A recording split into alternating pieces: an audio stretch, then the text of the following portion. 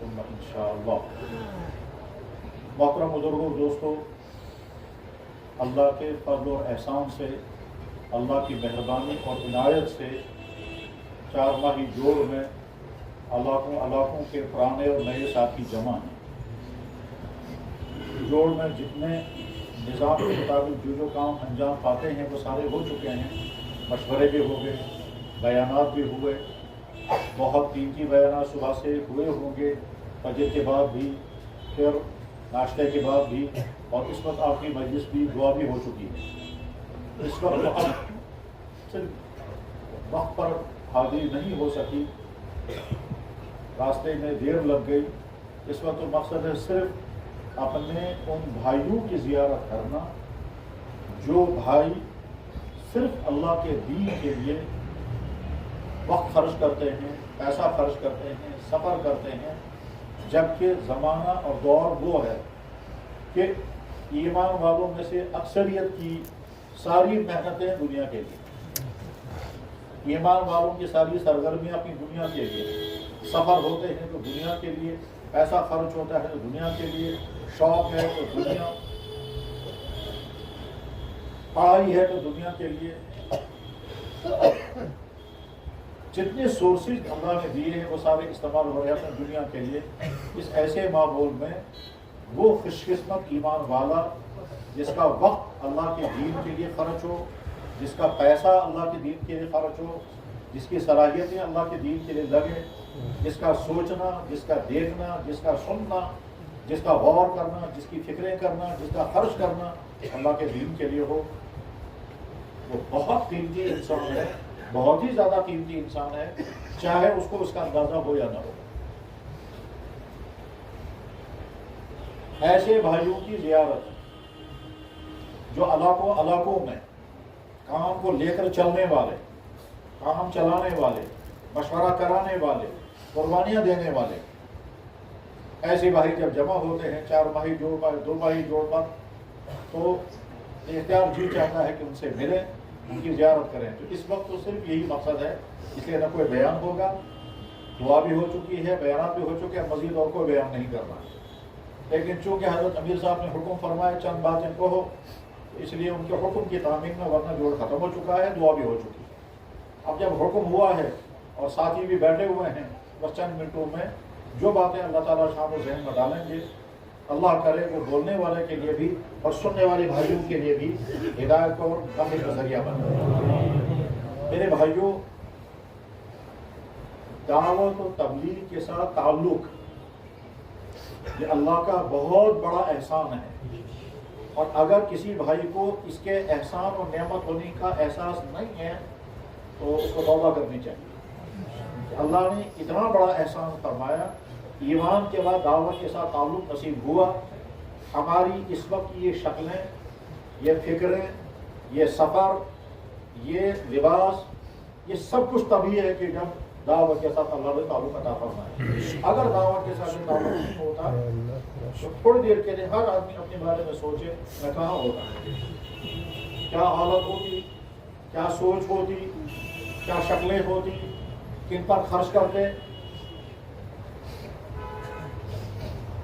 یقیناً اگر دعوت کے تعلق نہ ہوتا تو پھر یہ سب کچھ نہیں ہوتا۔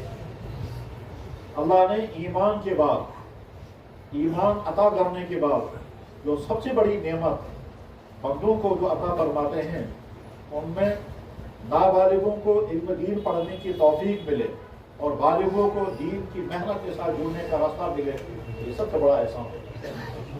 اس لیے بار بار اللہ کا شکر ادا کرتے رہیں کہ یا اللہ، ہم سست بھی ہیں، غافل بھی ہیں، ناقدرے بھی ہیں، اور بار بار شاید ایسی غلطیاں ہوئی ہوں گی جن کے بعد اللہ کو حق کا دفع کر دیتے کہ تم اس قابل نہیں ہو، میں نے جو تمہیں دولت دی تھی اس کے ناقدری کر رہے ہو۔ تو بے شمار ناقدریوں کے باوجود اللہ نے ہم کو محروم نہیں کرتا، تو شکر پڑھنے کے مزاج کرنا۔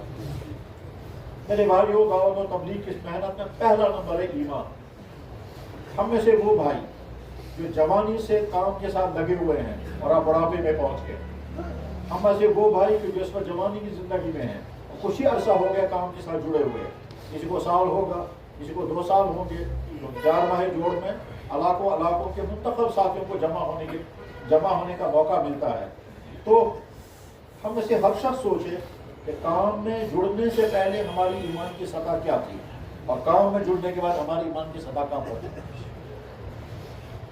اگر سال ہو گئے کام کے ساتھ جڑتے ہوئے، سفر بھی کیے، 2 ماہ بھی کیے، چلے بھی لگائے، 4 مہینے بھی کشٹ بھی کیے، اور اگر ہماری ایمانی حالت بڑی نہیں ہے، اس کا مطلب یہ ہے کہ ہم نے دعوت و تبلیغ کے پہلے نمبر کو بھی حاصل نہیں کیا۔ کیسے پتا چلے گا ایمان کی حالت ہماری کیا ہے؟ ہمارے اندر اللہ کے حکم کو پورا کرنے کے مزاج بنا یا نہیں، جو چیزیں اللہ اور اللہ کے نبی نے منع کی ان سے بچنے کے مزاج پیدا ہوا یا نہیں، ایمان کے بعد قربانی دینے کا مزاج بنتا ہے وہ بن رہا ہے یا نہیں، ایمان کے بعد جیسے اخلاق ہونے چاہیے ویسا اخلاق بن رہا ہے یا نہیں، ایمان ملنے کے بعد ساتھیوں کے ساتھ جو رحم کرنا ہوتا ہے، رحم و بینہم بھی ایمان والوں کی خصوصیت ہے، وہ ہمارے اندر پیدا ہوئی یا نہیں، ایمان ملنے کے بعد جو اللہ کا تعلق قائم ہوتا ہے وہ ہمارے اندر آیا یا نہیں، ایمان ملنے کے بعد، ایمان پختہ ہونے کے بعد جو اللہ کا خوف آتا ہے وہ ہمارے اندر آیا یا نہیں۔ بس ہر آدمی اپنا معائنہ کرے، اپنا محاسبہ کرے، ایمان کی محنت میں لگے ہوئے مجھے 1 سال ہو گیا، 5 سال ہو گئے، 10 سال ہو گئے، 20 سال ہو گئے، بڑھاپا تک آ گیا، تو کیوں اپنا جائزہ نہیں لیں گے کہ ہماری ایمانی سطح کہاں پہنچی ہے، ہمارا تعلق مع اللہ کہاں پہنچا ہے، ہماری عبادت کا مزاج کہاں پہنچا ہے، حرام سے بچنے کی فکر کہاں پہنچی ہے، ہمارے معاملات صحیح ہیں یا نہیں، ہمارا اخلاق درست ہوا ہے یا نہیں، جو کچھ ہم بولتے ہیں وہ ہمارے اندر اترا ہے یا نہیں، یا صرف ہم بولتے اور سنتے ہی حد تک ہے۔ یاد رکھیں اس وقت دعوت و تبلیغ کی جو بھی محنت ہے وہ ساری محنت ان پرانے ساتھیوں کے مزاج پر قائم ہے۔ اب پرانے ساتھیوں کے جیسا مزاج ہوگا ویسا ہی نیا مزاج بنے گا۔ پرانے ساتھیوں کے مزاج اگر قربانی کا ہے، پرانے ساتھیوں کے مزاج اگر دودھ اندیشی کا ہے، پرانے ساتھیوں کے مزاج اگر ساتھیوں کو لے کر چلنے کا ہے، پرانے ساتھیوں کے مزاج اگر اخلاص والا مزاج ہے، تو اگلی جماعت ویسے ہی وجود میں آئے گی۔ ہمارے ذریعے سے دوسرے جو کام کے ساتھ جڑیں گے ان کا مزاج بھی وہی بنے گا۔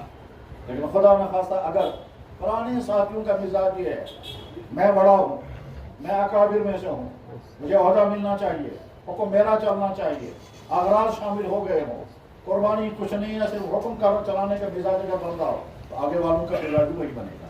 دعوت و تبلیغ کا پہلا نمبر ہے ایمان۔ ایمان کا تعلق اللہ کی ذات کے ساتھ، اللہ کے نبی کے ساتھ، دین کے ساتھ، اعمال کے ساتھ، سنتوں کے اہتمام کے ساتھ، دعاؤں کے ساتھ بار بار اپنا جائزہ لیتے رہیں۔ دعوت و تبلیغ کے پہلا نمبر ہمارا جو ایمان والا ہے، ہماری ایمانی سطح کہاں پر ہے، اور وہ ایمانی سطح کہاں پر ہے، اس کے نتائج، اس کے ثمرات سامنے آ رہے ہیں یا نہیں۔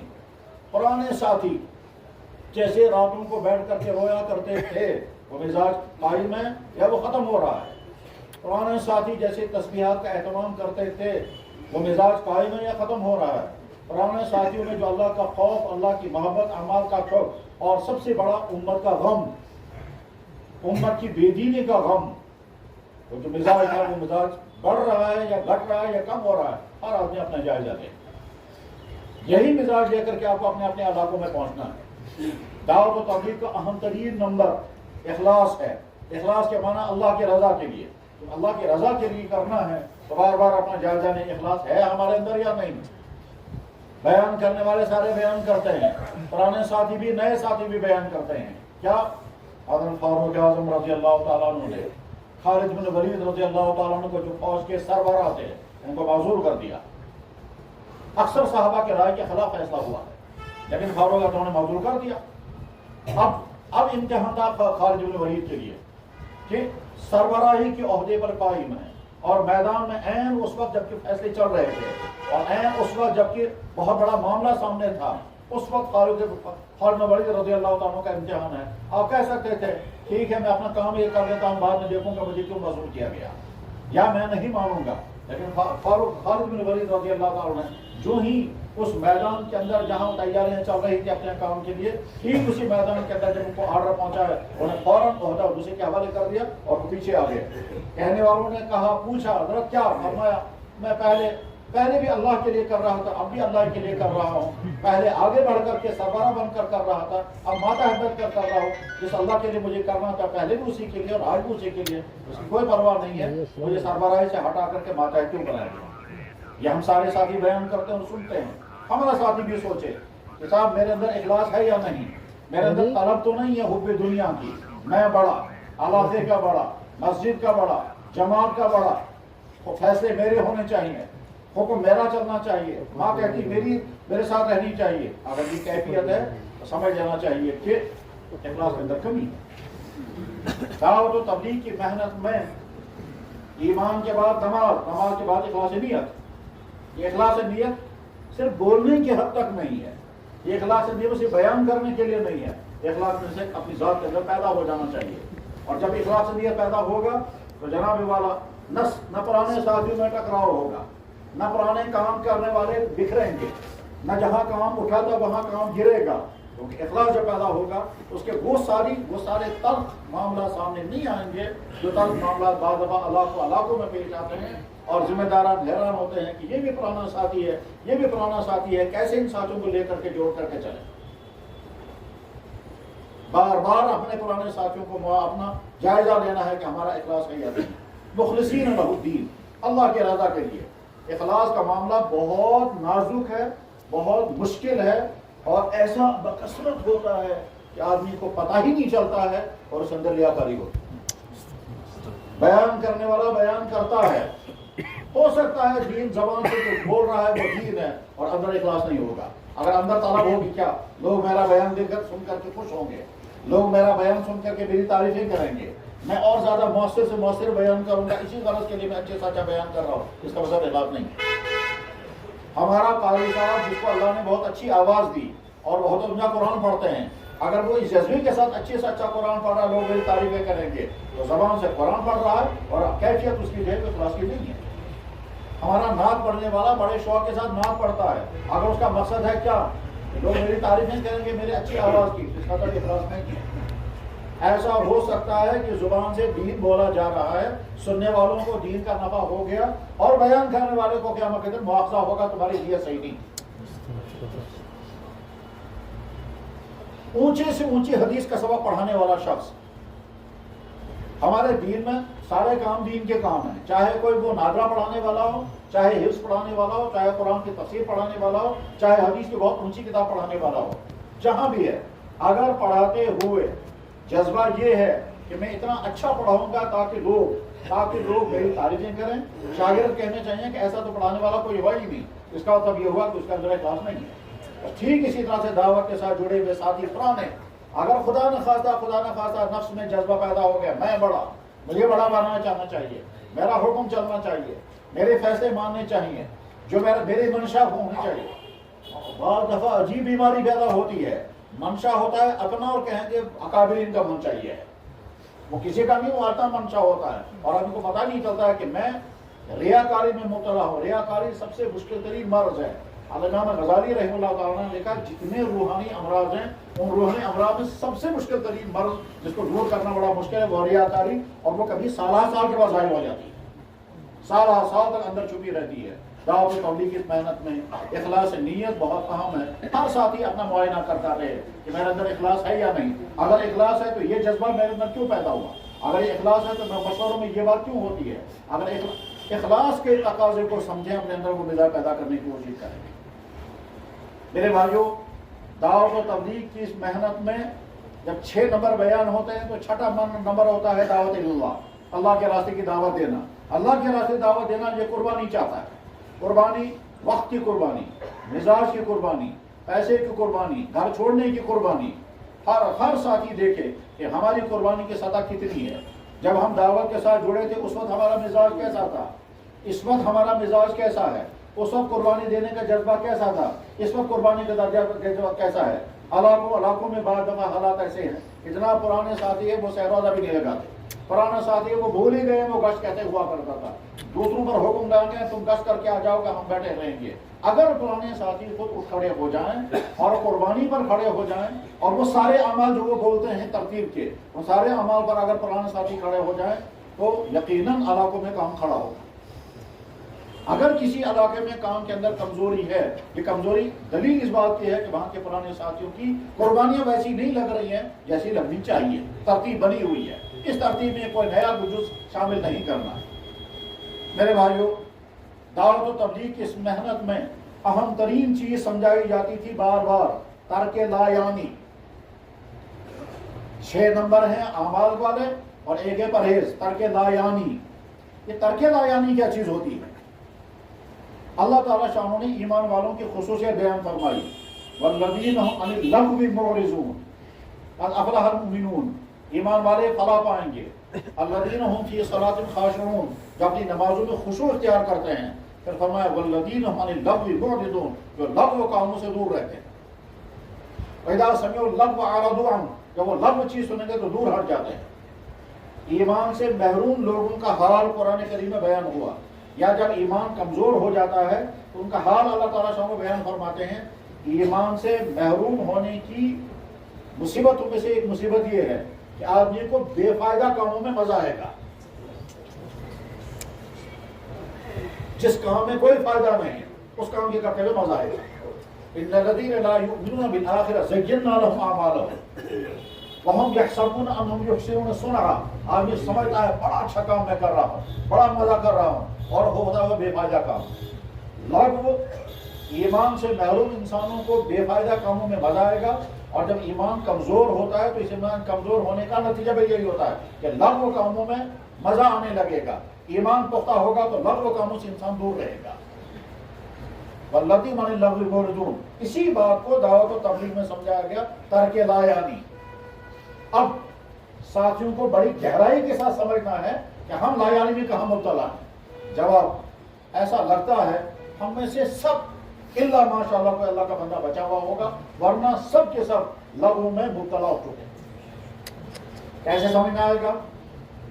جب ہماری مجلسوں میں بحثیں ہوں گی، فلاں ملک میں یہ ہو رہا ہے، فلاں ملک میں یہ ہونے والا ہے. جب ہماری مجلسوں میں یہ بحثیں ہوں گی، فلاں جماعت کا کام یہاں پہنچا، فلاں لوگ یہ کر رہے ہیں. جب ہماری مجلسوں میں غور ہوگا اس پر کہ ہم وہاں کیا کریں گے، وہاں کیا کریں گے، اور اس کا تعلق ہمارے دین کے اس دعوت کے کام کے ساتھ نہیں بتا رہا. ہمارا ساتھی جو اصل دعوت والا ساتھی ہے اس کا مزاج یہ ہونا چاہیے کن ملکوں میں کیا ہو رہا ہے ہمیں اسے کچھ نہیں. نہ ہمارے سوچنے سے، نہ ہمارے بولنے سے، نہ ہمارے سننے سے، نہ ہم کو اپنی مجلسوں میں ان موضوعات کو موضوع بنانے کا کوئی فائدہ نہیں ہے. دعوت والوں کا مزاج یہ ہونا چاہیے کہ فلاں جگہ فلاں جماعت میں یہ کیا، اب ہم کیا کریں گے، اب تذکرہ چل رہا ہے. ہمارا سننا، ہمارا بولنا، ہمارا سوچنا، یہ سارا لغو ہے. دعوت و تبلیغ کی محنت میں تو بتایا جا رہا ہے کہ لغو کام سے دور رہو. ہم اگر اس میں لغو میں مبتلا ہیں، اس وقت اب یہ ہے کہ ہم خود دعوت پر کھڑے نہیں. بات سمجھے اچھی طرح سے کہ اس وقت ساتھیوں کے لیے بڑا امتحان ہے کہ آپ اپنے آپ کو لغو سے کتنا بچا رہے ہیں. لغو مطلب وہ چیز جس کے سوچنے کا ہمیں کوئی فائدہ نہیں ملنے والا نہیں، جس کا بولنے کا ہمیں کوئی نفع ملنے والا نہیں، جس کا سننے سے ہمیں کوئی نفع ملنے والا نہیں، اور اس میں ہماری محنت لگ رہی ہے. ساتھی بھی غور کر رہے ہیں، تبصرے بھی ہو رہے ہیں، تذکرے بھی چل رہے ہیں، مخالفتیں بھی ہو رہی ہیں، غیبتیں بھی ہو رہی ہیں، ٹھیک ہے، اور نئی خبریں منتقل ہو رہی ہیں، اور اس میں بہت بڑا کام کر رہا ہے یہ جو ہاتھوں میں آج کل موبائل ہے.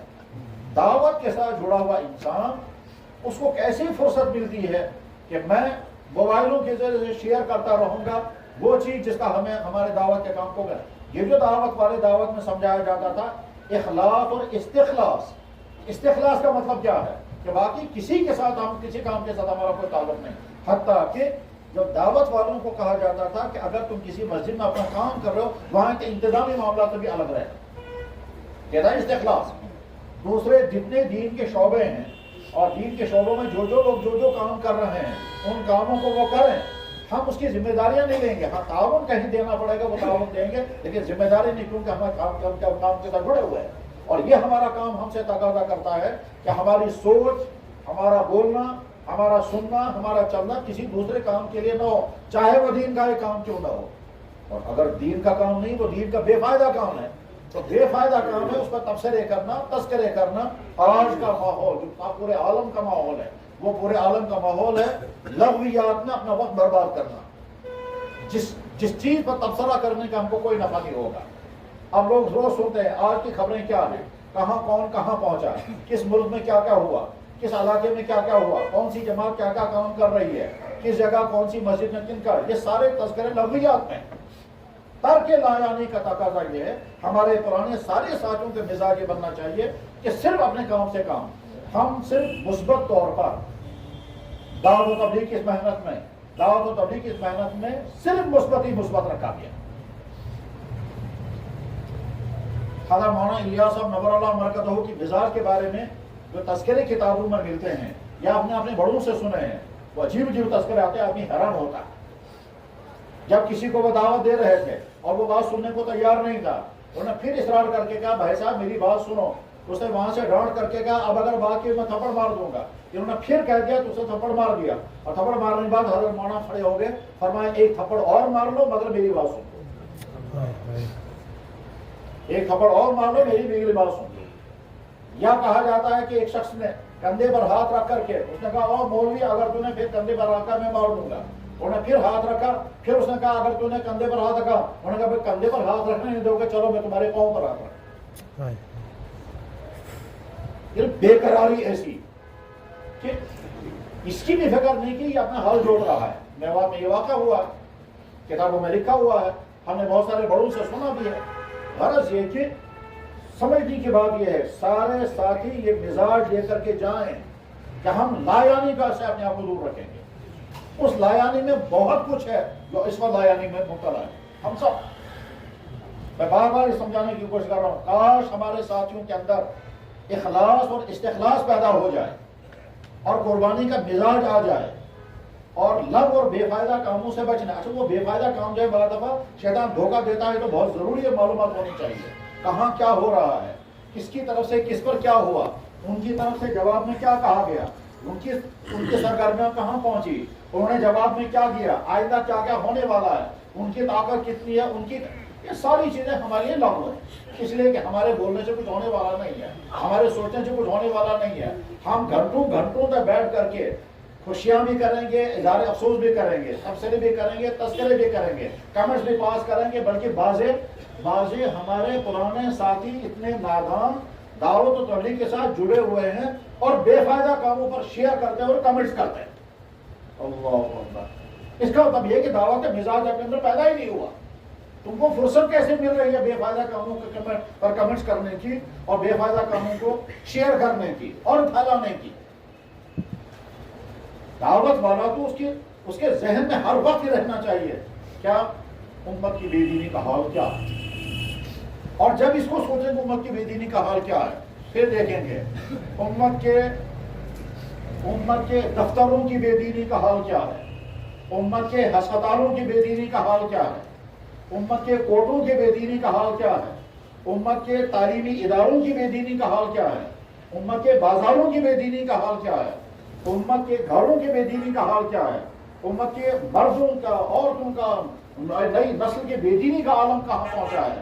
اس سب کے اس طوفان کے بعد اس دعوت والے کو کیسے فرصت مل رہی ہے، وہ کمنٹس کرے گا، اس کو کیسے فرصت مل رہی ہے، وہ معلومات شیئر کرے گا، اس کی کیسے فرصت مل رہی ہے، وہ سب سے پہلے صبح اٹھ گئے کہ خبریں کیا ہیں، فلاں جگہ کیا ہوا، فلاں جگہ کیا ہوا، یہ فلاں جگہ اجتماع ہونے والا اس کا کیا ہوگا، اس لیے تو آپ کے لیے لمبا ہے، آپ اپنے کام کے ساتھ جڑے رہے ہیں اتنے اختلاف کے ساتھ کہ ہمیں نہ سوچنے کی فرصت، نہ بولنے کی فرصت، نہ سننے کی فرصت، مزاج بنا کر کے جائیں کہ اپنے دعوت کے حلقوں میں چاہے وہ مشورے ہوں، چاہے وہ ملاقاتیں ہوں، چاہے وہ ساتھیوں کے ساتھ ملنا ہو، یہ تمام لغویات کو اپنے آپ سے الگ کر لیں۔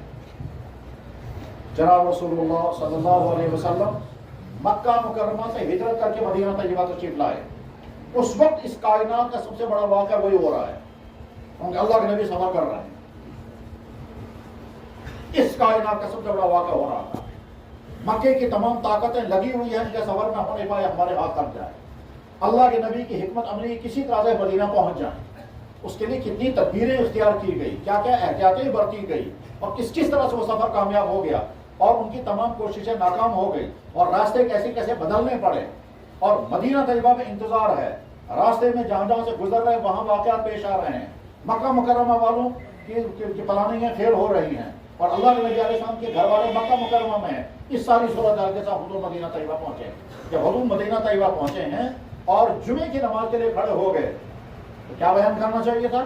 تمام لوگ انتظار میں ہوں گے، ہم سنیں گے اللہ کے نبی نے سفر کیسے کیا، راستے میں کیا کیا حالات پیش آئے، گھر والوں کو کیسے رکھا ہے، آگے پلان کیا ہے، لیکن آپ نے ان میں سے کسی چیز کا تذکرہ نہیں، کسی چیز کا تذکرہ نہیں. یہ نہیں فرمایا میں نے سفر کیسے کیا، راستے میں فاقے لگے، رکاوٹیں کیا کیا آئیں، خطرے کیا کیا تھے، وہ راستے میں کون کافر کہاں مل گیا وہ کیسے پکڑنے کی کوشش کر رہا تھا، ہم نے راستے کیسے چینج کیے، قائد ہمارا کون تھا، ان تمام باتوں کا کوئی تذکرہ نہیں کیا. بس آپ نے جمعے کے خطبے میں وہی بات ارشاد فرمائی، یا ایھا الناس اتقوا ربکم، اے لوگوں اللہ سے ڈرو. ظاہر ہے سارے لوگ انتظار میں ہوں گے کہ اللہ کے نبی علیہ السلام ہمیں حالات سنائیں گے، سفر ہجرت کے حالات کیا ہوئے ہیں، آپ نے گھر والوں کو کس کے حوالے کیا ہے، ان کے آگے لانے کا پروگرام کیا ہے. ان تمام باتوں کا کوئی تذکرہ نہیں، اپنی وہی ایک بات ارشاد فرمائی.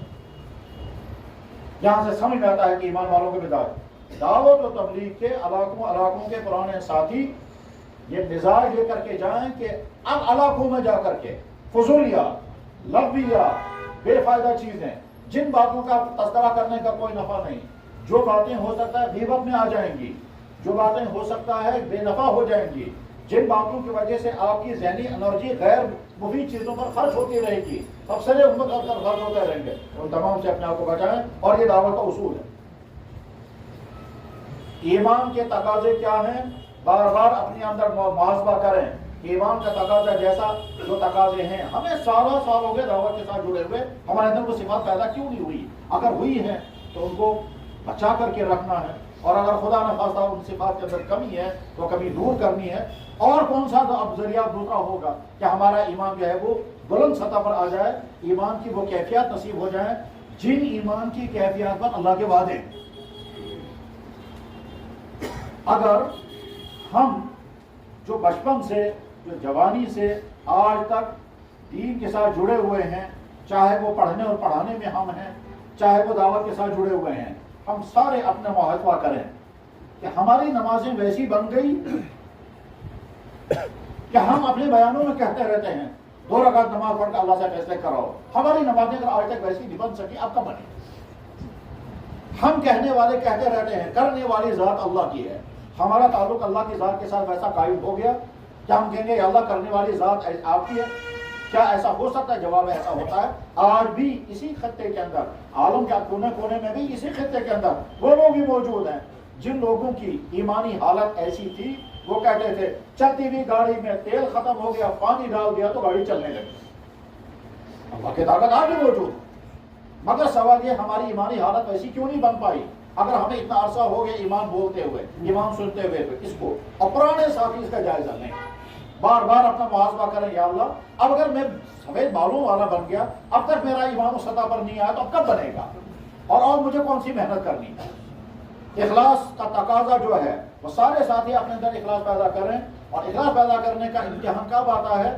جب آپ مشوروں میں بیٹھیں گے، جب مشورے ہوتے ہیں، جب ذمہ دار طے ہونے لگتے ہیں، جب ذمہ داریاں سونپی جاتی ہیں، اس وقت پتہ چلے گا اخلاص ہے یا نہیں. اس وقت یہ نہیں بولنا میرے اندر اخلاص ہے، اس کے اندر اخلاص نہیں. دوسروں کا محاسبہ کرنے سے پہلے اپنا محاسبہ کرنا چاہیے. اور جب پرانے ساتھی یہ مزاج لے کر کے جائیں گے تو اس کے اثرات ہی ساتھوں پر پڑیں گے. علاقوں کی طرف سے پرانے ساتھی نمائندہ بن کر کے آتے ہیں، وہ کارگزاریاں لے کر کے آتے ہیں، یہاں سے عزائم لے کر کے جاتے ہیں، یہاں مطالبے رکھتے ہیں، مطالبوں کے بعد یہاں سے وہ سب کچھ لے کر کے جاتے ہیں کہ فلاں جگہ سے جماعتیں آئیں گی، پھر یہ ہوگا، پھر آئندہ آپ یہ کریں گے، ٹھیک ہے، یہ سب کچھ ہے. وہ یہاں سے آپ لے کر کے کچھ جائیں گے. اللہ کرے وہ مزاج پیدا نہ ہو جائے کیسا 4 مہینے کے بعد روٹین کا ایک جوڑ ہونا ہے، مشورہ ہونا ہے، یا تو وہاں ہوگا بانہال کے پار، یا یہاں ہوگا. 4 مہینے کے بعد روٹین کی چیز چل رہی ہے، بس آئیں گے پرچہ سنا کر کے نکل جائیں گے، اور پھر اگلے دفعہ آئیں گے پرچہ سنائیں گے. کچھ باتیں صحیح ہوں گی، کچھ باتیں غلط ہوں گی، کچھ ایڈ کی بھی ہوں گی، کچھ کیا ہوں گی. بس یہ روٹین، اگر کام روٹین کی سطح پر آ گیا، سمجھ لو کہ کام کے گرنے کی صورتحال پیدا ہو. کام کو رسمیت سے بچانا ہے، اور رسمیت سے بچانے کے لیے کیا ہوگا کہ مزاج بھی ویسا ہی ہونا چاہیے، قربانیاں بھی ایسی لگنی چاہیے. اخلاص کا تقاضا یہ. دعوت و تبلیغ کے 6 نمبروں میں سے اہم ترین نمبر اکرام مسلم. ہمارا اکرام اپنے ساتھیوں کے ساتھ کیسا ہے؟ اللہ اکبر، اللہ اکبر. ہمارے پرانے ساتھیوں میں زبان سے اکرام اور دلوں میں اگر اناد و نفرتیں ہوں، اکرام مسلم ہے. بعض دفعہ ضلعوں کی کارگزار یہ سنتے ہیں فلاں ضلعوں میں پرانے ساتھیوں میں توڑ ہے، فلاں ضلعوں میں پرانے ساتھیوں میں جوڑ نہیں لگ رہا ہے، فلاں ساتھیوں میں فلاں ساتھی کے ساتھ یہ ہو رہا ہے. اس کے معنی یہ ہے کہ ہم نے اقرار مسلم کبھی سمجھا ہی نہیں. اقرار مسلم کی کیفیت ہمیں اندر پیدا ہی نہیں ہوئی. تو صرف ہم اپنے بولنے کے حد تک اگر ہمارے پرانے ساتھی ایک ایک ساتھی کو بھائیوں قیمتی سمجھو، چاہے اس کے اندر کتنی کمیاں کتنے نقائص ہوں گے، جو کچھ ہے یہی ہے، نیا اس سے آنے والا کچھ نہیں. اور جب ایک ایک ساتھی گزر جائے گا تب پچھتاتا ہے فلاں ساتھی ہوتا. اب جب تک وہ موجود تھے تب تک تو رویہ اس کے ساتھ وہ ہوا جو نہیں ہونا چاہیے تھا، اور جب وہ دنیا سے چلا گیا اب کہتے ہیں فلانا ہوتا تو قربانیاں دیتا. اب اس کی قربانیاں یاد آئیں گی، اب اس کی خوبیاں یاد آئیں گی. سارے ساتھی اچھی طرح سے سمجھ کرتے جائیں. کیا اکرام مسلم عام مسلمان کا تو بتنا بات کا پہلے اپنے ساتھیوں کا، اپنے چھوٹوں کا، اپنے بڑوں کا ہر نیا بار بار سوچے کہ یہ کام کے ساتھ جڑے ہوئے اس وقت جب ہم پیدا بھی نہیں ہوئے تھے، یہ کام کے ساتھ لگے ہوئے قربانی اس وقت سے جب ہم اور ہمارے والدین تھے ہی نہیں. لہذا پرانوں کا اکرام پرانا ہونے کے اعتبار سے، لیکن اس پرانے کو ذہن میں رہنا چاہیے میں پرانا ہونے کے اعتبار سے کوئی مقدس اور اکابر نہیں ہوں، میں آج بھی خادم ہوں. ہمارا امیر اپنے آپ کو خادم سمجھتا ہے، اور مزاج ہی تھا. جب سفر میں تھے صدیق اکبر رضی اللہ عنہ امیر ہیں، مشورہ طے ہو گیا کہ صاحب اونٹوں کے لیے گھاس کون لائے گا، فلاں کام کون کرے گا، جانور ذبح کون کرے گا، کھانا کون پکائے گا، یہ سارے کام تقسیم ہو گئے. تو حضرت صدیق اکبر رضی اللہ عنہ میں ایک کام باقی رہ گیا، وہ یہاں لکڑیاں کون جمع کرے گا، وہ میں کروں. ہمارے امیر کا مزاج یہ ہونا چاہیے. میرے بھائیوں، اگر ہم پرانے ہیں تو ہمارے دلوں میں نہیں آنا چاہیے ہم اکابرین ہیں، لیکن نئیوں کو بار بار سوچنا چاہیے ہمارے پرانے ہیں، ہمیں ان کے مشوروں کی تابع. اور پرانوں کو سمجھنا ہے کہ جتنے نئے ساتھی جڑ رہے ہیں ان کی قدر کریں، ان کو گلے سے لگائیں، ان کو کام سکھائیں، ان کو آگے بڑھائیں، ان کو استعمال کریں، تاکہ جب یہ پرانا ساتھی ہٹ جائے تو اس کا دوسرا ساتھی.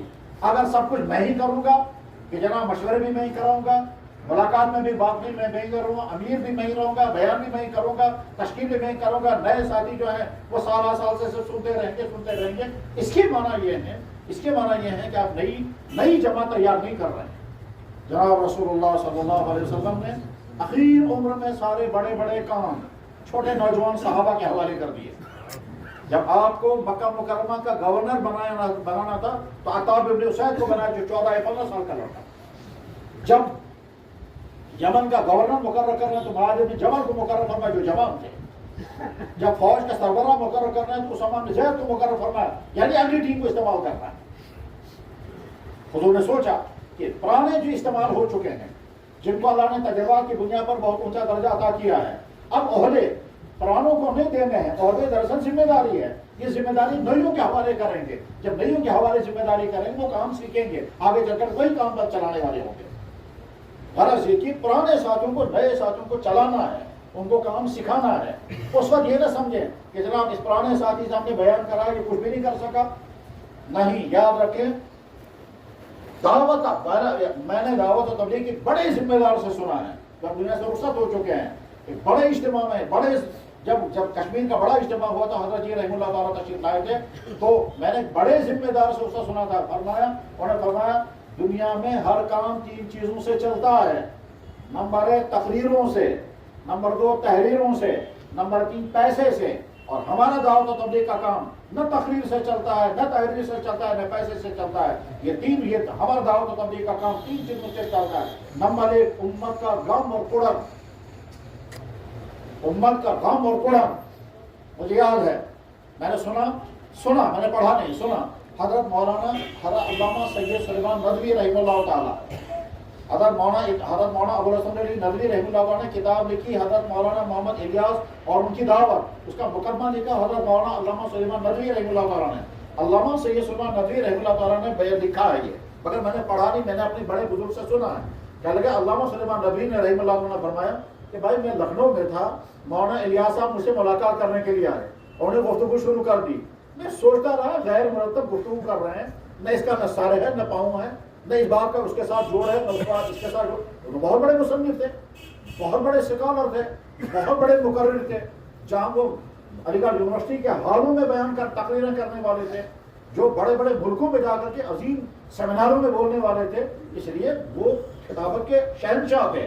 مولانا علامہ سلیمان ندوی فرماتے ہیں مولانا الیاس صاحب کی باتیں بے ربط تھی، نہ کوئی جوڑ تھا، نہ بات سمجھ میں آتی تھی کیا کہنا چاہتے ہیں، لیکن مجھے بڑا تعجب ہوا، وہ جو کہہ رہے تھے رو رہے تھے، اور بے ربط کی باتیں سن سن کر میں بھی رو رہا ہوں۔ وہ جو گفتگو کر رہے ہیں وہ بے ربط ہے، اور یہ فرما رہے ہیں کہ بے ربط گفتگو ہو رہی ہے لیکن میں بھی رو رہا تھا۔ یہ ہے وہ جذبہ۔ امت کا غم جتنا دعوت والے کے اندر ہوگا اتنا اگلے کے اندر اثر ہوگا، چاہے آپ کے بیانات بالکل سیدھے سادے ہوں۔ ایسا دیکھا گیا کہ بہت خوبصورت علمی بیان، بہت عمدہ نقطے بیان کیے گئے، لیکن جو آؤٹ پٹ آنا چاہیے وہ نہیں آ سکا، اور اس کے مقابلے میں دوسرے کسی بزرگ نے سیدھی سادھی دو تین باتیں کہیں اور اس کے بعد تشکیل کی تو تشکیل ہو۔ ہمارے ساتھیوں کے اندر قرآن آنی چاہیے، یہ شوق نہیں آنا چاہیے کہ ہم بیانات کریں گے، بیان میرا اچھا والا ہونا چاہیے اور لوگ میری تعریف نہیں کرنا چاہیے، اور نئے ساتھی جو ہے وہ تقاضا کرنا چاہیے فلانے کو ساتھی نہیں۔ دعوت و تبلیغ کی محنت کے لیے بیان ایک ضمنی چیز ہے، اصل چیز ہے قربانی، اصل چیز ہے وقت دینا، اصل چیز ہے ترتیب پر اپنے آپ کو کھڑا رکھنا۔ چونکہ اللہ آپ کے پرانے ساتھی ہیں، میرے بھائیوں، دعوت و تبلیغ کی محنت اس وقت امانت ہے ہمارے ہاتھوں میں۔ اب ان دعوت کے میدانوں میں جو بیانات ہوتے ہیں، ان بیانات میں بہت زیادہ محتاط رہنا ہے۔ ایسا نہ ہو جیسا کہ ہو رہا ہے، ایسا نہ ہو وہ چیزیں بیان کی جائیں جو دین کے نام پر بیان ہو رہی ہے، دین نہیں ہے، اس میں تحریفات ہوں، اس میں غلط حوالے ہوں، اس میں ملاوٹیں ہوں، اس میں واقعات غلط بیان کیے جائیں، اس میں وہ چیز جس طرح سے جو چیز بیان کرنی چاہیے اتنے نہیں، انحراف، تحریفات، تلبیسات، غلط واقعات۔ پورے عالم کے علماء دعوت و تبلیغ کی تائید کرتے رہے، اس لیے تائید کرتے رہے کہ دعوت و تبلیغ میں صرف 6 نمبر ہے، اور 6 نمبر میں کہیں کوئی کنٹروورشل بات نہیں ہے۔ بڑوں کے بیانات، حضرت مولانا الیاس صاحب، حضرت مولانا یوسف صاحب، حضرت مولانا زبیر صاحب، حضرت مولانا عمر فاروق پوری رحمہ اللہ تعالیٰ، حضرت مولانا سعید خان صاحب وغیرہ، ان تمام حضرات کے بیانات ہم نے سنے۔ حضرت مولانا عمر صاحب کے بیانات سنے، حضرت مولانا زبیر صاحب کے بیانات سنے، حضرت مولانا سعید خان صاحب کے بیانات سنے، حضرت مولانا انعام الحسن صاحب کے بیانات سنے، اور یہاں ہمارے ساتھی ہیں انہوں نے اس سے زیادہ وقت گزارا ہے، ان کے بیانات میں کہیں کوئی ایسی بات نہیں ہوتی تھی کہ جو اسلامی اصول سے ہٹی ہوئی ہے، بدیاد ہے۔ میں نے حضرت مولانا عمر صاحب نور اللہ مرکزہ سے عرض کیا، من کا حضرت دعوت و تبلیغ کے بہت سارے ساتھی بیان کرتے رہتے ہیں، ایک عورت 4 آدمیوں کو لے کے جہنم میں چلی جائے گی، آپ نے کبھی یہ بیان فرمایا؟ چلے گا ہرگز نہیں۔ میں نے کہا حضرت یہ ہے کہیں؟ کہنے لگا بھائی میں تو آج تک نہ کبھی سنا ہے نہ کبھی بولا ہے۔ میں نے کہا جی دعوت والے باتیں پرانے ساتھی ترغیب دیتے دیتے کہتے تھے ہیں کہ ایک عورت جو ہے وہ 4 مردوں کو لے کے جہنم میں جائے گی، اپنے باپ کو، اپنے شوہر کو، اپنے بھائی کو اور اپنے بیٹے کو۔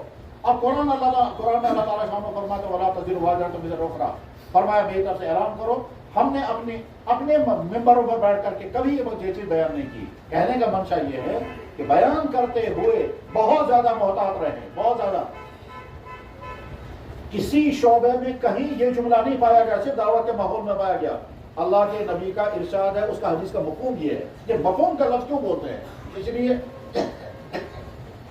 کہ ہم یہ نہیں کہیں گے اللہ کے نبی نے فرمایا، ہم کہیں گے اللہ کے نبی نے جو فرمایا اس کا مفہوم ہم نے جو سمجھا وہ ہم بیان کرتے ہیں۔ اگر یہ غلط ہو گیا تو ہمارے سر پر چڑھے گا، حضور کے کیوں؟ اللہ کے نبی نے فرمایا۔ جو آدمی غلط بات میری طرف منسوخ کرے گا اس کا ٹھکانہ جہنم۔ حدیثوں میں سب سے مضبوط حدیث کون سی مانی جاتی ہے؟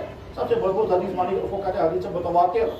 حدیث متواتر اس حدیث کو کہتے ہیں جس کا پاور اتنا مضبوط ہوتا ہے جیسا قرآن کی آیت۔ وہ حدیث جس کو صحابہ میں سے بے شمار نقل کریں، تابعین میں سے بے شمار نقل کریں، تابعین میں سے بے شمار نقل کریں، جن کو گننا مشکل ہو جائے، اتنے صحابہ جب کسی حدیث کو نقل کرتے ہیں اس کو کہتے ہیں حدیث متواتر۔ یہ والی حدیث متواتر ہے کہ اللہ کے نبی علیہ السلام نے ارشاد فرمایا جو آدمی میری طرف کوئی غلط بات منسوخ کرے گا اس کا ٹھکانہ جہنم ہے۔ حضرت علی نے حدیث کو بیان کیا، حضرت زبیر عوام نے اس حدیث کو بیان کیا۔ غرض یہ کہ امام بخاری نے ایک ہی جگہ 5 حدیثیں ذکر کیا، حالانکہ وہ 5 حدیثیں ایک جگہ نقل نہیں کرتے، لیکن اس حدیث کو 5 الگ الگ سندوں کے ساتھ ذکر کیا۔ اپنے بیانات میں بہت زیادہ محتاط رہے۔ بعض دفعہ انسان سوچتا ہے میں یہ بات کہوں گا، اس کی وجہ سے سننے والوں کے اندر جذبہ آئے گا، پھر وہ کام کی قربانی کے لیے تیار ہو جائیں گے۔ اور اگر وہ بات صحیح نہیں ہے اس کا مطلب یہ ہے کہ ہم غلط بات کے ذریعے سے امت کو دین پر کھڑا کرنے کی کوشش کر رہے ہیں، ایسا کبھی نہیں ہو۔ صحیح اس بات سیدھی سادھی ہو، ہدایت اللہ کے ہاتھ میں ہے، ہماری زبان کے اندر تاثیر پیدا کرنا اللہ کی قدرت میں ہے، ہم اپنے بیانات کو صحیح کریں، ساتھیوں کے بیانات، اور اس کے بعد پھر جب ساتھی کوئی بیان کرے اور خدا نہ خواستہ کوئی بات صحیح نہ ہو، الگ بٹھا کر کے نرمی سے اس کو پوچھنا ہے یہ بات جو آپ نے بیان کی ہے، اس انداز سے نہیں کہنا ہے کہ اس کا دل ٹوٹ جائے، اس انداز سے نہیں کہنا ہے کہ آپ تنقید کر رہے ہیں، بلکہ کہنا یہ جو فلانی بات ہے اس بات کے بارے میں آپ بھی معلومات کر لیں یہ بات صحیح ہے یا نہیں، اور میں بھی معلومات کرتا ہوں یہ بات صحیح ہے یا نہیں، اور اگر خدا نہ خواستہ یہ بات صحیح نہ ہوئی تو بعد میں ہم کسی اپنے بیان میں وضاحت بھی کریں گے کہ بھائی فلاں بات میں فلانے ساتھی نے یہ بات کہی تھی وہ شاید صحیح نہیں غلط ہو گئی ہے، صحیح بات یہ ہے۔ دین کو اپنے اصل نہج اور اصل مزاج پر باقی رکھنا ضروری ہے۔ ایک لڑکے نے مجھے رات کو فون کیا کافی عرصہ پہلے، تقریباً 5-6 مہینے پہلے، کہتا ہے جی میں جماعت میں پہلی مرتبہ نکلا ہوں، بہت اچھا، بہت مبارک ہو۔ کیا لگے جی یہاں ہم کے ایک ساتھی بتا رہے ہیں کہ رات کو جب آپ سوئیں گے تو آپ محمد بنا کر کے سوئیں گے۔ کہ بھائی وہ محمد کیسے بنے گا؟ کہہ لے وہ کہتے ہیں کہ سر ایسے رکھو یہ بن گیا می، ہاتھ ایسے رکھو یہ بن گیا ہائی، اور یہ والا حصہ ایسے بن گیا یہ بن گیا دوسرا میم، اور ٹانگ ایسے رکھو یہ بن گئی دال، تو محمد بن کر کے سو رہا تھا۔ کہ بھائی یہ تو آج تک یہ اپنی طرف سے مقصود فرضی باتیں نہیں کہنی، پرانے ساتھی ہیں یہ مزاج لے کر کے جائیں کہ ہمیں سیدھے ساتھ 6 نمبر کی پابندی کیوں لگائی گئی، اسی غرض کے لیے لگائی گئی، اور پھر وہ بات جو میں نے عرض کی اس کو اچھی طرح سے سمجھ کر کے جائیں، لغویات سے اپنے آپ کو دور رکھیں۔ میرے بھائیوں اس وقت یہ جو انفارمیشن ٹیکنالوجی کا زمانہ ہے اس میں چاروں طرف سے لوگ لگے ہوئے ہیں ان بے فائدہ باتوں میں، جن بے فائدہ باتوں کا کوئی نفع ہونے والا نہیں ہے۔ ملکوں کے حالات ایسے ہی ہیں، واقعات چاروں طرف سے ہو جاتے ہیں، ایک جگہ کچھ ہوتا ہے دوسری جگہ کچھ ہوتا ہے، اب فلاں جگہ اجتماع ہونے والا ہے، فلاں جماعت کا یہ ہونے والا ہے، فلاں جگہ ساتھیوں میں یہ ہو گیا، فلاں ملک میں ساتھیوں میں یہ ہو گیا، فلاں مولانا صاحب کے بیانات پر یہ تبصرے ہو رہے ہیں، وہ جو ہے ان کے خلاف یہ بول رہا ہے، اس مولانا صاحب نے دعوت کی جواب میں یہ کہا، یہ سب لغویات ہے، اس سے ہمیں نفع ملنے والا کچھ نہیں۔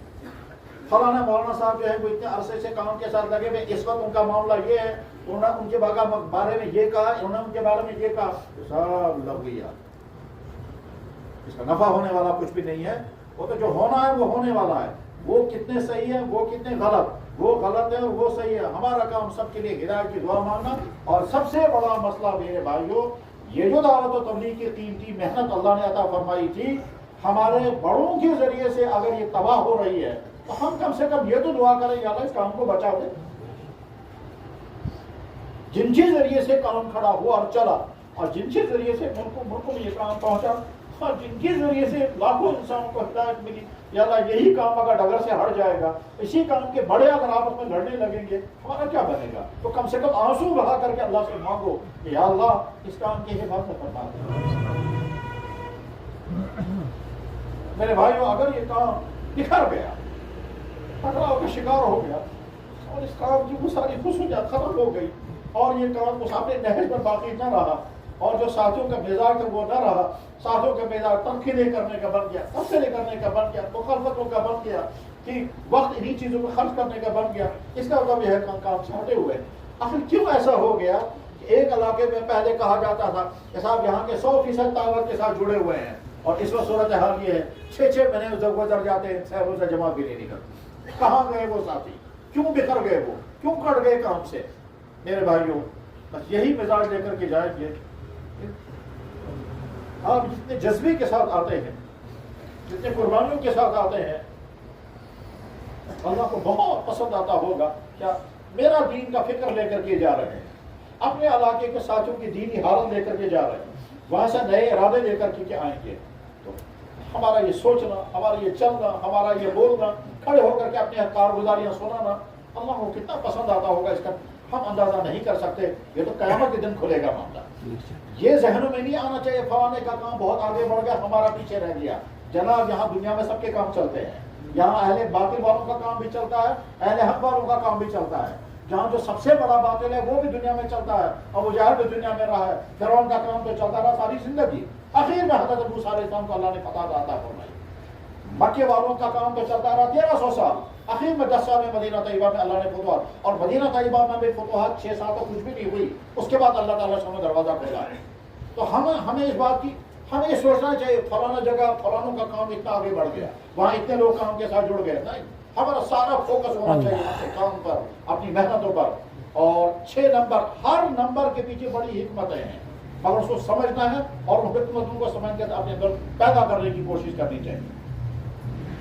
میرے بھائیوں، اگر دعوت والا یہ سوچنے لگے گا کیا مجھے اللہ کی طرف سے کوئی انعام ملے گا کہ میں آج کی اس ماحول میں دعوت کے ساتھ جڑا ہوا ہوں. جڑا ہوا ہونے کے معنی یہ ہے میں مشوروں میں بیٹھتا ہوں، میں کارگزاریاں لے کر کے جاتا ہوں، ساتھیوں کے مشورے سے میں اجتماعات میں شرکت کرتا ہوں، وادی کا مشورہ ہو یا ریاست کا مشورہ ہو، سہمائی مشورہ ہو یا 2 ماہی مشوروں میں جاتا ہوں، وہاں سے ارادے لے کر کے آتا ہوں، وہاں سے نئی ہدایات لے کر کے آتا ہوں، حضرت امیر صاحب نے کیا کیا فرمایا وہ لے کر کے آتا ہوں. یہ سب محنت ہے، اللہ کو بہت زیادہ پسند ہوں گی. کیوں؟ اس میں جب اخلاص ہے اور اسی محنت کے ذریعے سے دین سے دور ہمارے بھائی دین کے ساتھ جڑے اور اسی محنت کے ذریعے سے ہمارے اندر بھی دینداری پیدا ہوئی. جب مجھے ایک ساتھی نے کہا میں سوچتا ہوں میں ایک وقت میں ایک زمانہ میرا وہ تھا میں 5 نمازیں کجا میں جمعہ بھی نہیں پڑھتا تھا اور پھر میں سوچتا ہوں اللہ نے مجھے تہجد پڑھنے والا بنا دیا. یہ دعوت ہی کی محنت. پھر وہ کہتا ہے میرا سب کچھ دعوت کو لگے. پھر ساتھ میں کہتا ہے اب تو چاہتا ہوں میرا سب کچھ دعوت میں لگے، مگر اب میری صحت بھی ایسی نہیں رہی اور میری ہمت بھی ایسی نہیں رہی اور میں مسجد میں راتوں کو بیٹھ بھی نہیں پاتا ہوں کیونکہ بار بار رات کو اٹھنا پڑتا ہے. کہتا ہے جب میں کر سکتا تھا تب تو جڑ نہیں پایا اور اب میں جڑنے کو تیار ہو گیا اور مگر میرے اندر جو کچھ ہے وہ اسی دعوت و تبلیغ کی محنت کا نتیجہ ہے. میرے بھائیوں بس حدیث سن کر کے بعد ختم کرتے ہیں. فرمایا جناب رسول اکرم صلی اللہ علیہ وسلم نے، اور حدیث بیان کرنے والے کون ہیں؟ عبداللہ بن عباس. عبداللہ بن عباس کون ہیں؟ اللہ کے نبی اعظم کے چچیرے بھائی. کون ہیں؟ حضرت عباس کا بیٹا. کون ہیں؟ اللہ کے نبی علیہ السلام. اللہ اکبر اللہ اکبر. دین کا شوق کتنا ہے. نابالغ بچہ ہے، یہ نابالغ بچہ ہے، اس کے دل میں طلب پیدا ہوئی ایک ایسی چیز کی. مجھے سوچا یہ چیز کوئی نہیں کر سکے گا، یہ میں کر سکتا ہوں. وہ یہ تو مجھے یہ معلوم کرنا ہے کہ جناب رسول اللہ صلی اللہ علیہ وسلم رات کو کیا کیا کر رہے ہیں اور رات کو اللہ کے نبی علیہ السلام رہیں گے اپنے ازواج مطہرات کے ساتھ. تو کیسے معلوم ہو جائے گا کہ ازواج مطہرات کے ساتھ رات گزارنے کے دوران اللہ کے نبی کیا کیا کرتے ہیں؟ یہ اور کوئی معلوم نہیں کر سکے گا. میں کوشش کرتا ہوں. اب سوچنے کے بعد نے سوچا میری خالہ جان حضور کے نکاح میں ہے. خالہ جان کا نام ہے میمونہ. ایک جا کے خالہ جان سے کہا خالہ جان جس دن اللہ کے نبی علیہ السلام آپ کے ساتھ رات میں رہیں گے میں چاہتا ہوں میں بھی اسی دن آپ کے کمرے میں رہوں گا. خالہ جان کا بہت اچھا. خالہ ہوتی ہے، نانی ہوتی ہے. ٹھیک ہے. بہرحال اب عبداللہ بن عباس اسی انتظار میں ہیں کہ اللہ کے نبی علیہ السلام آج کی رات حضرت عائشہ کیا ہے، اگلی رات حضرت حفصہ کیا ہے، اگلی رات حضرت زینب کیا ہے. میمونہ کے گھر میں رات کب ہوگی؟ جس دن حضرت میمونہ کے رات گزارنی ہے اس دن حضرت عباس آ گئے، عبداللہ بن عباس آ گئے، رات گزاری. اب رات کو اسی کمرے میں رہنا ہے. ایک ہی چھوٹا سا کمرہ ہے اسی، اور کمرے کی گنجائش کتنی ہے؟ صرف 2 آدمی سو سکتے. کمرے کی گنجائش یہ ہے کہ حضرت میمونہ رضی اللہ عنہ یا ام سلمہ بیان فرماتی ہے رات کو کبھی اللہ کے نبی علیہ السلام نماز پڑھتے تھے اور میں اس حالت میں ہوتی تھی کہ مجھ پر نمازیں معاف ہوتی تھی. حضور جب سجدہ کرتے تھے حضور کا کپڑا میرے جسم کو لگ جاتا تھا. سلام پھیرنے بعد میں نے کہا یا رسول اللہ آپ کا کپڑا میرے جسم کو لگ گیا اور میں ناپاکی کی حالت میں ہوں. گویا بسترے پر ہی نماز پڑھی جا رہی ہے کیونکہ بسترے کے دائیں بائیں کی جگہ ہے ہی نہیں کہ جائے نہ میں بچھا کر کے نماز پڑھتے ہیں. بہرحال حضرت میمونہ رضی اللہ عنہ کے کمرے میں رات گزارنے کے لیے عبداللہ بن عباس پہنچ گئے. جناب رسول اللہ صلی اللہ علیہ وسلم نے فرمایا وہ کہاں سلائیں گے؟ جگہ تو اتنی ہے جس میں 2 آدمی سو سکتے ہیں، اس کو کہاں سلائیں گے؟ تو طے کر دیا اس کو سراہنے کے ایسے سلائیں گے. بستر ڈالا گیا ایسے، ایک بستر جس پر 2 آدمی سو سکیں، سراہنے کی طرف حضرت عبداللہ بن عباس کو لٹایا گیا. ٹھیک. اور پھر نیچے اللہ کے نبی علیہ السلام اور حضرت میمونہ رضی اللہ عنہ نے آرام فرمایا. عبداللہ بن عباس نابالغ بچہ ہے. حضور نبی علیہ السلام نے فرمایا تم یہاں سو جاؤ. وہ لیٹ گیا آنکھ بند کر کے. حضور نے جب دیکھا فرمایا نام الغلیم، چھوٹوں کو نیند آ گئی ہے، چھوٹوں کو نیند آ گئی ہے. نیچے سے نیندر کیا بس. ٹھیک ہے. عبداللہ بن عباس کہتے ہیں میں کہاں سو رہا تھا، میں تو جاگ رہا تھا، میں بڑے سونے گیا تھا، میں تو دیکھنے گیا تھا لیکن آنکھیں بند رکھی ہے. ٹھیک ہے. اللہ کے نبی علیہ السلام نے آرام فرمایا. عبداللہ بن عباس بار بار اٹھ کر دیکھتے رہے حضور کیسے لیٹے ہیں، کہاں پر لیٹے ہیں، خالہ جان کہاں لیٹی ہوئی ہے. ٹھیک ہے. آدھی رات کے قریب اللہ کے نبی علیہ السلام اٹھ گئے. عبداللہ عباس ساری رات جاگ رہے ہیں مگر آنکھ بند کر کے, ہر تھوڑی بات دیکھتے ہیں کیا ہو رہا ہے.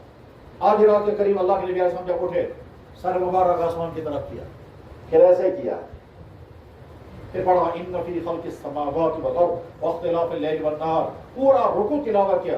عبداللہ عباس کہتے ہیں میں سنتا رہا, حضور نے ختم کیا تو 11 آیتیں میری زبان یاد کر, سنتے والی بچہ ہے. اس کے بعد پھر حضور تشریف لے گئے وضو مبارک کرنے کے لیے. عبداللہ عباس کہتے ہیں میں بھی فوراً سے کھٹ سے کھڑا ہو گیا, میں بھی چنانچہ میں نے بھی جا کر کے جب حضور اپنے بیت الخلا میں اپنی ضرورت پوری فرما رہے تھے, میں نے باہر پانی رکھا. جب حضور باہر نکل کر آیا تو فرمایا کہ پانی کس نے رکھا؟ میں نے عرض کیا حضرت میں نے. فرمایا اچھا تم جاگ گئے ہو, میں کہاں سویا تھا, میں تو جاگ ہی رہا تھا. خیر اللہ کے نبی نے مجھے خوشی کے ساتھ گلے لگا کے فرمایا اللہم فہمہ القرآن, یا اللہ اس کو قرآن کا سب سے بڑا مفسر بنا. تمام صحابہ میں سب سے بڑے مفسر عبداللہ بن عباس. ٹھیک, پھر عبداللہ بن عباس کا شوق یا تو دیکھ لیا. اب اللہ کے نبی نے اللہ اکبر نماز باندھی. عبداللہ بن عباس کہتے ہیں میں فوراً سے جلدی سے وضو کر کے آ گیا تو میں نے بھی آ کر کے اللہ اکبر, مگر بائیں طرف الٹے سائڈ میں کھڑا ہو گیا. اللہ کے نبی علیہ السلام نے میرا سر پکڑا یا کانوں سے پکڑ کر کیسے کھینچ کر کے لایا تو دائیں طرف کھڑا کیا. پھر عبداللہ بن عباس کہتے ہیں حضور نے 2 رکعت پڑھی, پھر 2 رکعت پڑھی, پھر 2 رکعت پڑھی, پھر 2 رکعت پڑھی, پھر 2 رکعت پڑھی, 12 رکعتیں پڑھی. اور سلام پھیرنے کے بعد پھر اللہ کے نبی علیہ السلام نے آرام فرمایا. عبداللہ بن عباس ساری رات کا جاگا ہوا بچہ ہے, اس کو بھی نیند جانی چاہیے مگر وہ دیکھتے رہے وہ کیسے سو رہے. آرام فرماتے فرماتے اللہ کے نبی علیہ السلام کی آنکھ لگ گئی تو کھراٹا بھی لیا. عبداللہ عباس دیکھتے رہے, کھراٹا لے رہے. ٹھیک, اب جب فجر کی اذان ہو گئی حضرت بلال آ گئے, یا رسول اللہ نماز کا وقت. حضور کھڑے ہو گئے, کھڑے ہو کر کے جب چلنے لگے میں نے پکڑ لیا. حضرت آپ آرام کر رہے تھے, آپ نے کھراٹے لیے, آپ نماز پڑھانے کے لیے جا رہے ہیں. تو جناب رسول اللہ نے فرمایا تنام عینایا ولا ینام قلبی, میری آنکھیں سو جاتی ہیں دل نہیں سوتا. یعنی کہ میرا وضو باقی ہے. ٹھیک ہے, تشریف لے کے ان کی ابتدا میں جا کے نماز پڑھی. یہ ہے عبداللہ بن عباس کا مزاج. اور یہ ایک مرتبہ نہیں, نہ جانے کتنی مرتبہ راتوں میں یہ کیا. یہ عبداللہ بن عباس بیان کرتے ہیں حدیث, بس حدیث سن لیں.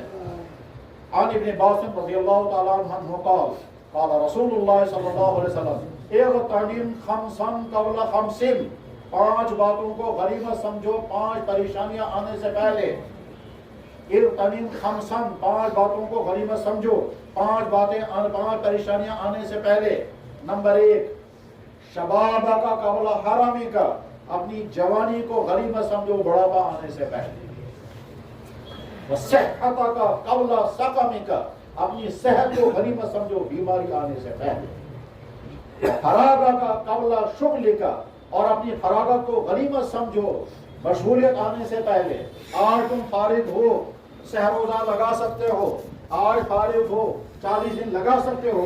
اگر آنا کانی کی اور اگر سستی برتی اور اگر جھوٹے عذر پیش کیے اور ساتھیوں سے کہا گھر کے تقاضے کچھ بھی نہیں تھے, اس کے بعد پھر جب تم وقت لگانا چاہو گے تو اللہ تعالیٰ لگانے نہیں دیں گے. جب تم فارغ تھے تب وقت لگایا نہیں, تب اپنے آپ کو بتایا مجھے مشغولیت ہے. اب فارغ ہونا چاہو گے تو فراغت ملے گی نہیں, اب ایسی مشغولیت ہے.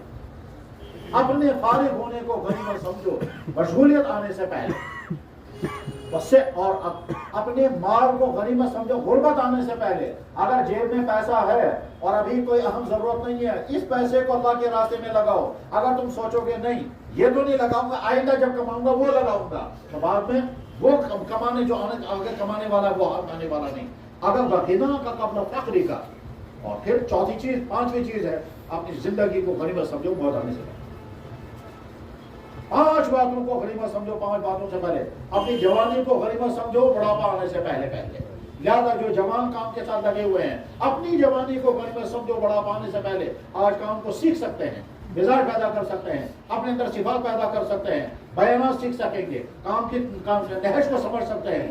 پرانوں سے کام کو سیکھو اور سیکھنے کے بعد کل کو تم ہی کام کے ذمہ دار بنو.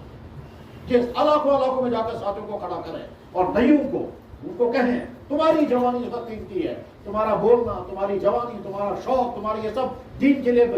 جب تمہارے پر نئے ساتھیوں کا دعوت کا مزاج بنے گا وہ تمہارے ہاتھ پاؤں بنیں گے, اور اس کے بعد پھر جو ہی ہمارے پرانے اللہ کے حوالے ہو جائیں گے, نئی ٹیم کام کرنے والی کھڑی ہوگی.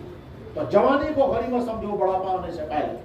अपनी सेहत को गनीमत समझो बीमारी आने से पहले, अपने पैसे को गनीमत समझो गुर्बत आने से पहले, और अपने होने को गनीमत समझो मशगूलियत आने से पहले, और जिंदगी को गनीमत समझो मौत आने से पहले। अल्लाह ताला शान हो, अल्लाह ताला शान हो दावत इस्लाम के साथ हमें मौत तक जुड़ना नसीब फरमाए, और दावत के तकाज़ों के मुताबिक कुर्बानी देने की तौफीक अता फरमाए, और जहाँ जहाँ जो जो कोताहियाँ कमियाँ खामियाँ हैं अल्लाह ताला वो सारी कमियाँ कोताहियाँ दूर फरमाए या रब्बल आलमीन, या रब्बल आलमीन, या रब्बल आलमीन। क्योंकि हज़रत अमीर साहब ने फरमाया था कि थोड़ी सी बात करना और थोड़ी सी दुआ करना, हालांकि दुआ हो चुकी है, मगर मशवरों के मुताबिक जो निज़ाम बनता है उसी निज़ाम के मुताबिक काम करना होता है। और उसके बाद फिर अमीर अगर हुक्म करे अब तुम ये करो, अब तुम ये करो, उसके बाद अमीर का फैसला मशवरे पर भारी होता है।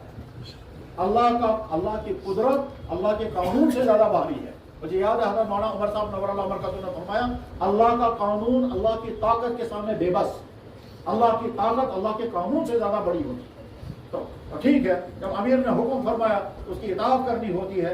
इसलिए चंद मुंतशिर बातें अल्लाह ताला शान ज़हन में डाली। असल चीज़ तो भाई आपकी ज़ियारत करनी थी, ये वो हमारे साथी हैं आज के ज़माने के हीरे जो दीन के लिए सफ़र करते हैं इलाकों के।